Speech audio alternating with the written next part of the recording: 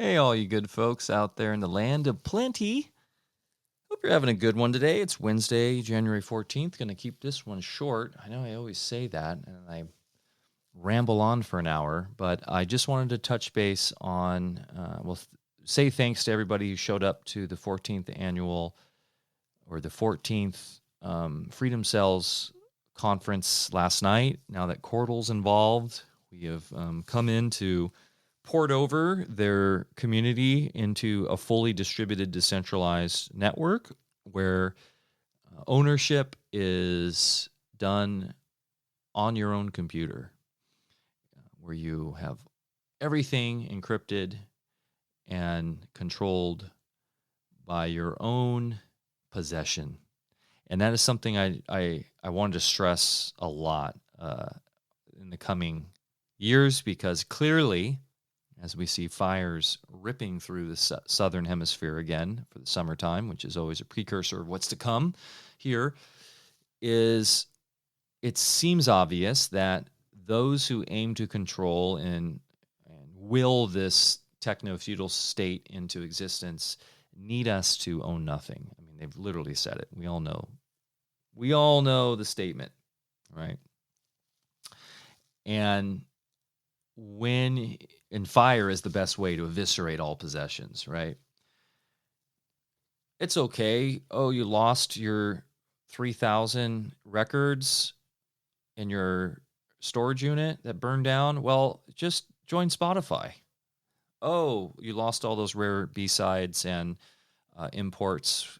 That's a bummer. But have you heard the new T-Swift album? And then, of course, so it's just so demeaning. It's just so lacking any true character or essence of quality. This whole streaming environment, and then, of course, so obviously trying to usher in you will rent and lease everything, no more ownership, and if you do own something, it'll be tokenized, so we can make derivatives on it and control it and program it. No, thank you. And so Qortal is a counterpunch to all that. So I was thinking, just as I was on the call yesterday, thinking about purpose and a sense of purpose. And this is what I'm going to be talking about, People's Reset. And we've sort of lost that sense of purpose in the mechanical 20th century and then even worse in postmodernism. When I say we, I mean just a general person in society, person being the title that someone has, as we know in law. So that sense of purpose has been sort of manufactured as someone working for the system. It's like you go to a party and someone says, "Hey, what do you do?" You're like, I saw a great response on a comment lately. It's do what? What do you do? Do what? Versus something like, what are you all about? Right? Hey man, what's your like main vibe? I don't know. What do you say? Right? Because it's not about what you do. It's about who you are. And it's about focus on being rather than doing. And for me, that is where the priority is moving and shifting. And I see it in the youth right now that are prioritizing travel and experience over the sort of getting that 9-to-5 corporate job and working up the ladder, the boomer dream, and the my generation's dream, right? Become a corporate overlord, work your way up, have the fancy apartment and all the things from the catalogs. That great movie Fight Club, that book Fight Club, eviscerates, right? In that movie. And so, yeah, that sense of purpose is lacking in society.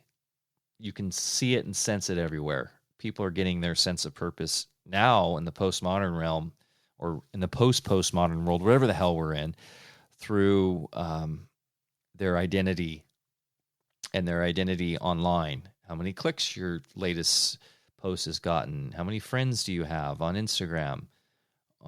What's current trending? currently trending, and how does that relate to me and what I'm doing in my life, and what's the algo feeding me? And that is a complete inversion of reality, as we all know. So getting back to the sense of purpose, that's not about working for the system, it's about working for something greater.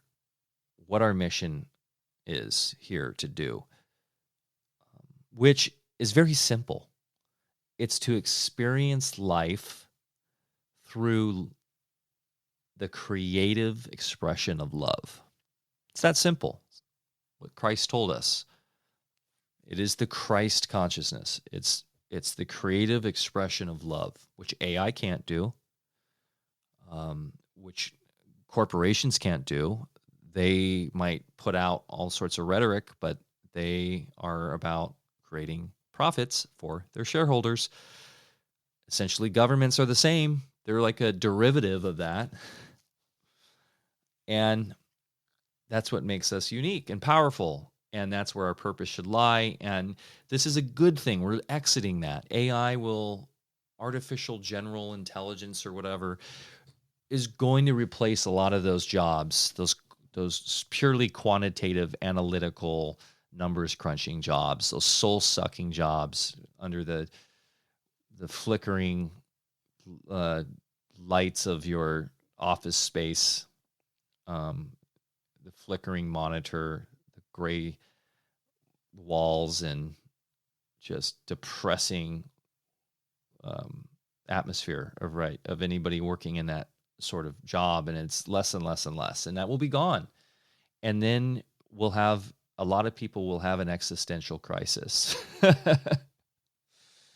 But a lot of people on our end that listen to me are already setting themselves up so they can truly be set up for success, and coming to the realization, by leaving that corporate job, by seeking a true vocation, it's about really finding a purpose for yourself and the community that you're in alignment with. Not that a community is in complete alignment. That's full of individual characters, right? But there's a general, you can find communities that have a general similar sensibility and a vision for what the community's purpose is. And so it's no more outsourcing, right? It's about insourcing, finding the source within and using that to express yourself in ways that will, in the end, create abundance. So we're leaving that scarcity model and we're moving into a whole new way to be back with nature. And that's the Renaissance that I was mentioning on my last cast. And so I see Qortal playing a role in that as a digital ecosystem for that, because everybody is their own node, owns their own stuff, and has equity in the community, and then can put forth their creative efforts on the platform, whether that be creating content, whether that be selling something on the marketplace, that be writing. There's a new Substack type Q app coming out where you can have paid subscriptions. So for your articles, and because it is on a time consensus based blockchain.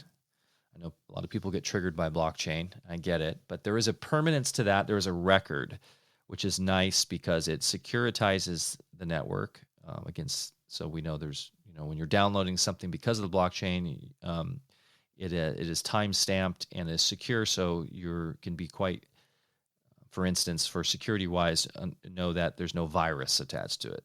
There's not an exploit because of the blockchain and the metadata attached to that. And then also for ownership of your time stamping your intellectual property. Of course, you'll have pirating and you'll have people doing all that stuff, as always, because it's digital. Just zeros and ones. But at least you have a timestamp record of you being the first person to put it in the network. And then you, within a community, though, that has a certain understanding around this new way to collaborate and cooperate, and it's not a competition scarcity model, I don't think you're going to have as much sort of, I mean, I know a lot of people in the conventional circles just see humans as just trying to be advantageous and try to scam and take advantage of people in any way they can. And they're just going to come in and manipulate an open source censorship proof platform like this. This is probably the greatest experiment of Qortal. Is that true? Is that human nature, just to rob and scam? Or is that people trying to survive in a system that is based on scarcity, is manipulating and controlling from the top down? So it forces a survival instinct for people to do whatever they can to get their comeuppance. I know it's interesting, right? What full transparency and a system that is truly equitable, what that can do for someone's purpose. Because I think a lot of those people out scamming and thieving and doing all those terrible things in society have no purpose, or lost, have been abused, have been wrecked by the very system. And I know we hear that a lot, like, it's not their fault. They were born into this terrible patriarchy. I'm not saying that. I'm actually saying the opposite. I'm saying the individual, while heavily influenced by the terrain, just like in health, has the ability to change and has the ability to decide for themselves how to act and behave outside of their genetic disposition to be a moral, upstanding person or upstanding man or woman. And so hopefully this is the great experiment, Qortal, is can we truly have a beautiful society that because it's supported through a transparent, collaborative, equitable economy, an economy of meaning, not an economy based on scarcity, not an economy based on supply and demand, even those kind of market forces, even though the free market is massively at play, of course, an important part, but a free market that's not manipulated by scarce money supplies. A free market that is truly free because it's completely open and transparent and takes out the grift and the thievery and the cronyism. And I don't know if we've ever had that, really. So it's an interesting experiment, but I say an economy of meaning, because unlike what we've seen in the industrial age, which was an economy of mechanization, of supply and demand, which was robber barons controlling the money supply to monopolize and to industrialize the world. We are, so we are moving away from that to a place of creative expression through the act of actually employing yourself in a vocation that provides meaning to a community, that provides obviously services, products, all of those things that we have in a typical marketplace. But because it's coming from a place of open honesty and transparency and unmanipulated money system, can we have a true economy of meaning? In other words, I am valued in the economy and am actually experiencing abundance through transactions, through appreciative commerce, people sending, for instance, in Qortal, sending me court for the expression of whatever I'm doing. For me, it would be putting content out and assisting people through services of creating websites, etc., in a way that's innovative and different than what AI can do. without being constrained by the manipulated money system, the debt system, without having to deal with competition of monopoly that forces us to do unethical, immoral things oftentimes to survive, to get out of the survive flight mechanism, the asymptomatic, and to get truly symptomatic, to get in tune with our symptomatic resonance, which is actually our true connection with nature. It's actually how our body um, uh, resonates in the field and actually senses reality in a way that is not mechanical and automated, which is what the asymptomatic neurological system is, which is just us acting in patterns and based upon essentially motorized habit versus the creative impetus that comes out of the sympathetic, right? That's where we're going. And so I am excited by that more than anything, this experiment to see what happens when we have a community, an economy, a society that's based on meaning over doing, over production, over output, over profits. What will that be? What will that look like? I don't know. I often talk about, there's pockets of, supposedly in the history where we potentially had that, maybe in some indigenous tribes, maybe little glimpses in the agora marketplace in ancient Greece when the philosophers were walking the streets. There's glimpses of that then. I've talked about in the last cast the Essenes.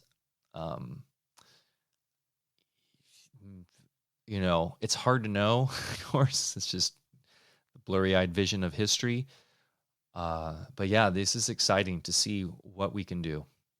Okay, guys, that's it for today. An economy of meaning. Let's work on that. Love you. Talk to you soon. Peace.